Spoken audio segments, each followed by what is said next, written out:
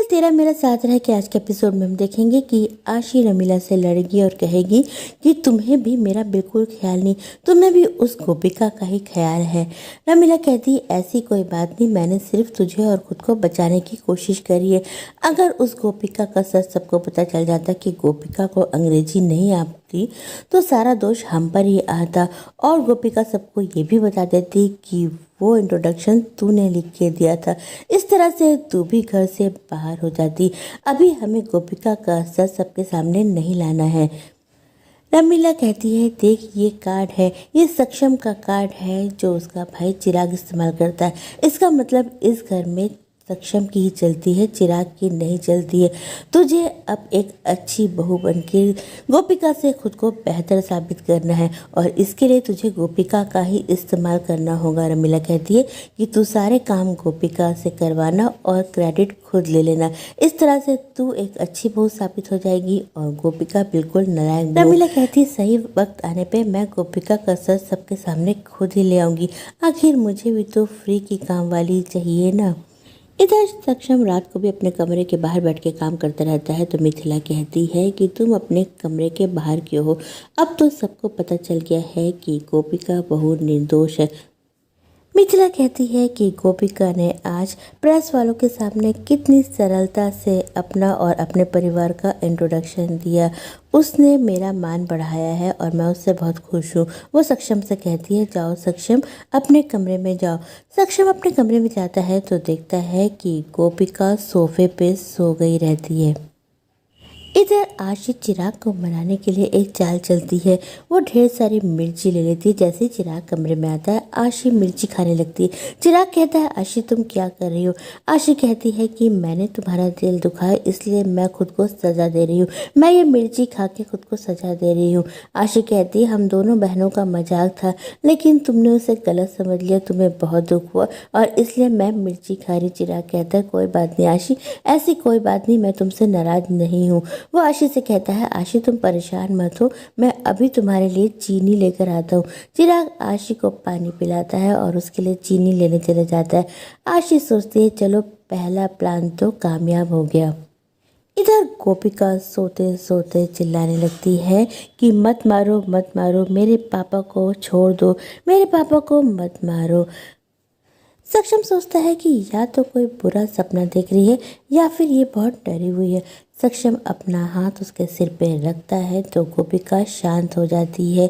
सक्षम एक बार फिर से गोपिका की ओर देखता है। इस बार गोपिका शांति से सो चुकी रहती है। अगले दिन सुबह सूर्योदय से पहले गोपिका उठ जाती है और जल्दी जल्दी पूजा पाठ की तैयारी करने लगती है। गोपिका सोचती है कि माँ जी ने मुझसे कहा था कि सूर्योदय से पहले अखंड ज्योत जलानी है और कान्हा जी के पूजा की पूरी तैयारी करनी है। गोपिका अखंड ज्योत जलाने की तैयारी करती रहती तभी मामी जी की वीडियो कॉल आ जाती है। गोपिका मामी जी को बताती है कि आज मैं पहली बार कान्हा जी के सामने ज्योत जला रही हूँ। माँ जी ने कहा था कि सूर्योदय से पहले तुम्हें ज्योत जलानी है। अच्छा हुआ आपका फोन आ गया, आप भी मुझे आशीर्वाद दीजिए। मामी कहती है आशीर्वाद छोड़, पहले बता कि तेरी बहन आशी कहाँ है। गोपिका कहती है आशी बहन तो 11 बजे सो के उठती है, इतनी जल्दी तो वो कभी उठती ही नहीं है। मामी जी कहती है जा और जाके आशी को उठा। गोपिका कहती है इस वक्त तो उनके पति भी वहाँ होंगे, मैं उनके कमरे में कैसे जाऊँ। मामी कहती है कि चिराग तो एक्सरसाइज करने चला गया होगा, तो जल्दी से उसके कमरे में जा और उसे उठा। गोपिका कहती है ठीक है जाती हूँ लेकिन पहले ज्योत तो जला लूँ। मामी कहती है अभी ज्योत मत जला, पहले मेरी बात सुन, जा और जाके अपनी बहन को उठा। गोपिका आशी के कमरे में जाती है तो आशी सो के उठने को तैयार ही नहीं होती है। वो सोती रहती है। गोपिका उसे उठाने की कोशिश करती है तो आशी कहती है कि अगर तूने मुझे उठाने की कोशिश करी तो तेरे कंबल के अंदर काकरोच डाल दूंगी। इधर मामी कहती हैं कि अगर तूने आशी को नहीं उठाया तो मैं वहाँ आके तेरी चुटिया काट दूंगी। गोपिका परेशान हो जाती है, अब करे तो क्या करे।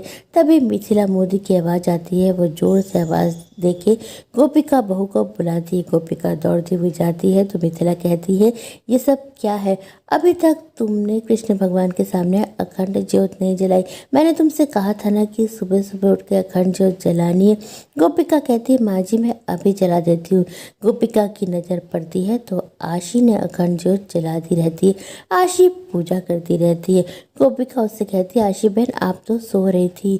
आशी कहती है तू क्या कह रही गोपिका, मैं तो सुबह से उठ चुकी हूँ। मैं तो थोड़ी देर लेट गई थी, मैं सुबह से उठ के सब कुछ कर चुकी हूँ। आशी ने चाल चली रहती है, वो पूरी तरह से तैयार रहती है। गोपिका का समय बर्बाद करती रहती है ताकि चुपके से जाके वो अखंड ज्योत जला दे।